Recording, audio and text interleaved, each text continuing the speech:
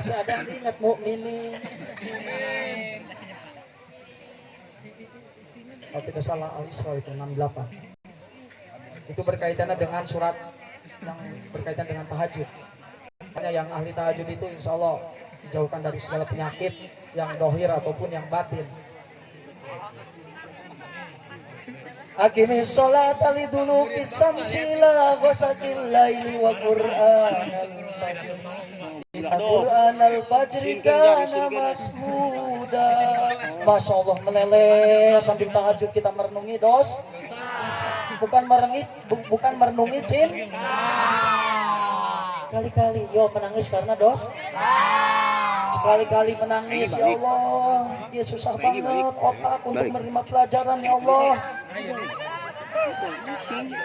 Aqimis sholata liduluki ila ghasaqil lail fajr. Inna qur'anal fajri kana mashhuda. Di samping setelah sholat tahajud nyambung kepada sholat subuh, dan di sana kelanjutannya ada waqul ja'al haqq wa zahaqal batil innal batila kana zahuqa. Kalau kamu merasa diri kamu merasa ada yang mengguna-guna, sering kasurupan. Ayah suka kasurupan kelas 10 ayah? Bapak yakin, yakinnya bukan ada yang salah dengan diri kamu adalah satu, kamu kurang takarrub sama Allah. Coba deh, sholatnya dijaga,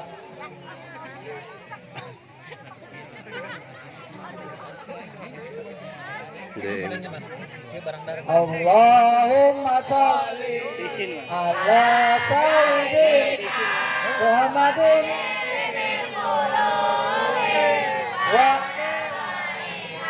wa adiyabil abdani wa sibaya wa nuril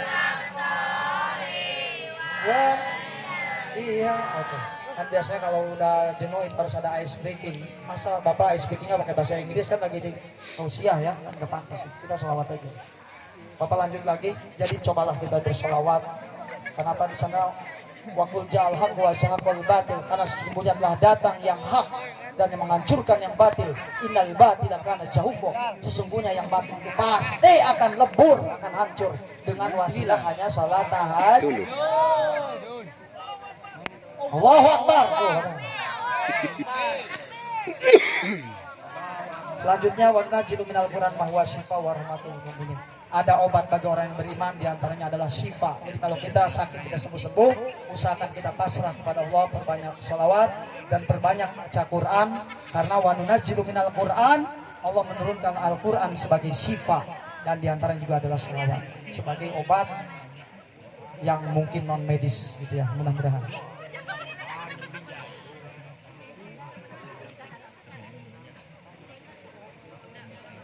Wa nuril absori wa diyaiha. Selawat itu memberikan cahaya kepada kita. Yang hidupnya suka ruwet-ruwet, mungkin kalian cek coba diri kalian masing-masing. Mungkin selawatnya kurang banyak, atau mungkin sholatnya kurang rajin, atau sholatnya mungkin balang betong. Jujur, sejujur-jujurnya, siapa yang sholatnya masih balang betong, masih Senin Kemis, angkat tangan. Masya Allah. Oke, cukup. Bapak doakan, kita bermunajat kepada Allah dan memohon lewat wasilah selawat, kita minta kepada Allah, mudah-mudahan kita semuanya digolongkan kepada ahli sholat. Amin ya Allah ya Rabbal. Amin. Anak-anakku yang Bapak cintai, yang berikutnya berbicara tentang Maulid Nabi Muhammad Sallallahu Alaihi Wasallam. Yang sering kita kenal di masyarakat ada kata-kata maulid, ada maulud, bahkan ada muludan. Sering nggak mendengar kata-kata itu? Maulid, maulud, muludan. Ada juga milad. Kira-kira kalau kita bahas secara artinya, arti bahasa Arabnya, maulid itu artinya apa? Lahir atau kelahir? Terus Pak, apakah salah seseorang yang mengatakan maulud? Tidak salah. Karena kalau berbicara ilmu alat, ilmu sorof, itu maulud itu artinya ismul maf'ul. Kalau maulid memperingati kelahirannya. Kalau maulud itu yang dihormati adalah yang dilahirkannya, yaitu baginda alam habibana wa nabiyana al-karim Muhammad. Paham mulai sekarang, paham? Maulid atau milad itu artinya lahir atau kelahiran. Kalau maulud artinya itu dinisbatkan kepada ismul maf'ul yang artinya adalah bayi yang dilahirkan, yaitu Nabi Muhammad sallallahu alaihi wasallam. Alhamdulillah. Keren gak Nabi kita? Keren gak?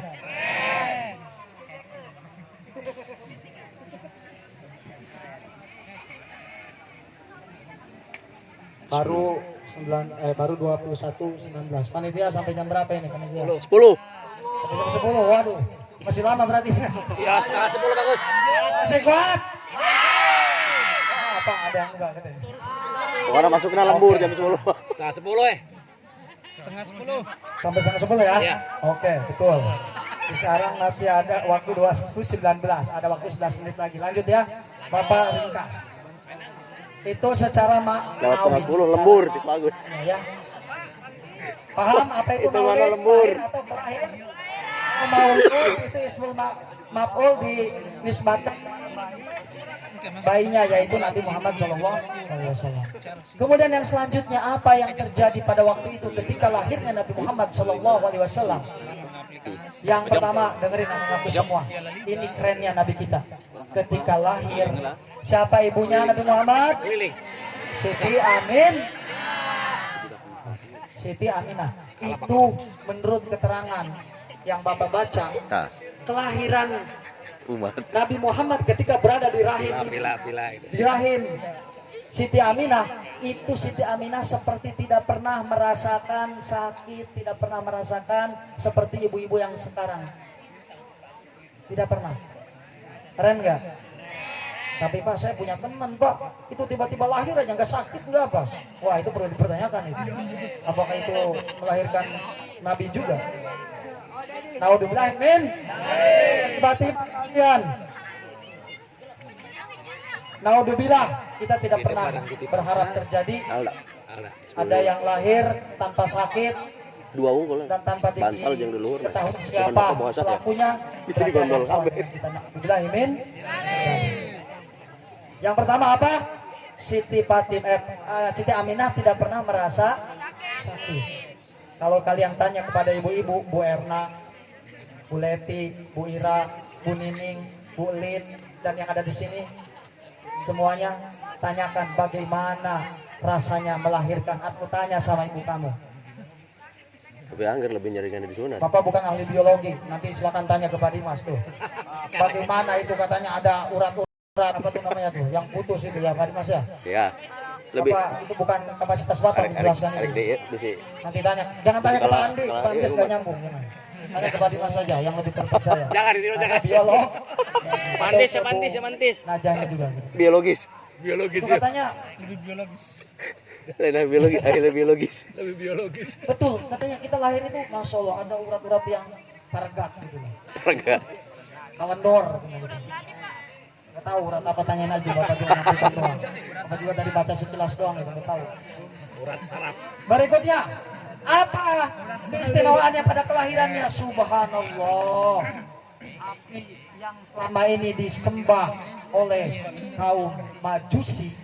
Majus jangan diganti. Majus. Mas jangan diganti, Itu Majusi. Sekejap padam. Bahasa Jermannya itu modal.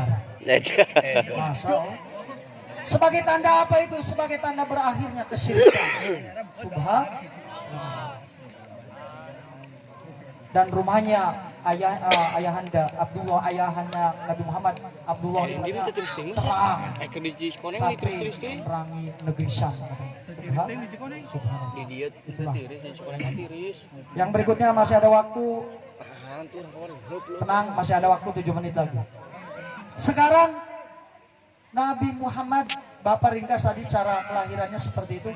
Sekarang kita sebagai umatnya harus meneladani itu ya. Apalagi sebagai siswa. Atulah ditahan daripada ditahan. Ada sidik, ada amanah, ada tablik, ada Tapi kalau- baton. Kalau habis kencing harus disentil. Itu yang harus kita aplikasikan, implementasikan. Atau dalam kalau nggak disentil kehidupan gimana? sehari-hari. Terutama kalian sebagai siswa, jujur. Sampaikan. Iya. Kulil haqqa walau kana murra. Ya, coba, bro. Sampaikan walaupun pahit. Jika ada masih kan Kalau teman kalian curang, sampaikan itu curang. sendal gitu yul. Siap? Jar kayak itu keluarga jar itu tuh. Tablik Kalau ditahan sampaikan. ke warga di sana. Amanah, tidak berkhianat.